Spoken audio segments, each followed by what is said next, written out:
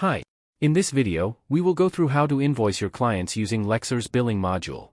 Begin by accessing the billing module from the navigation menu. You can access the invoices under the Sales section.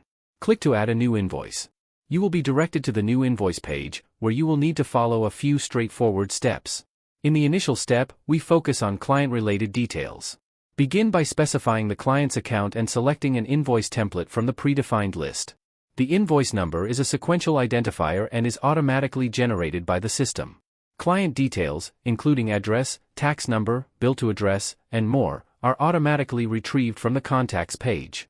Feel free to edit them on the fly. Moving on to the next step, link matters along with their corresponding time logs, expenses, bills, and fixed fees to the invoice. You can skip directly to items if you don't want to link matters. When you navigate to the Matters page, you'll discover all matters, corporate matters, litigation cases, and matter containers associated with the selected client. From here, you can choose the specific matters you want to link to your invoice. To enhance your experience, easily filter the type of matters you want to display on this page. Import the time logs, expenses, and bills associated with the selected matters, then proceed by submitting and continuing.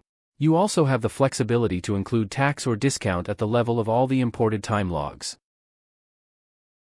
Furthermore, you can import expenses that are not directly related to matters, allowing you to invoice all client-related expenses seamlessly. In the third step, you'll have a comprehensive view of all the imported time logs, expenses, and bills. Alternatively, you can add additional services. To add a new service, simply choose from a list of predefined services, and you can also add a new one on the fly. At the level of each added item, you have the flexibility to edit their details, delete lines, or incorporate partner shares. Additionally, the action wheel located at the top right corner allows you to make further modifications, such as adjusting the discount level.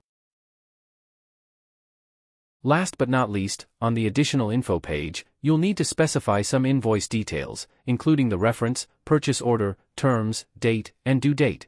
Take advantage of setting up a system reminder to notify you before a specific deadline for the invoice. Moreover, enhance your invoice with payment details, bank account information, or any specific notes via predefined notes. And don't forget, you have the option to change the status of the invoice from draft to open. Your invoice is now ready to go.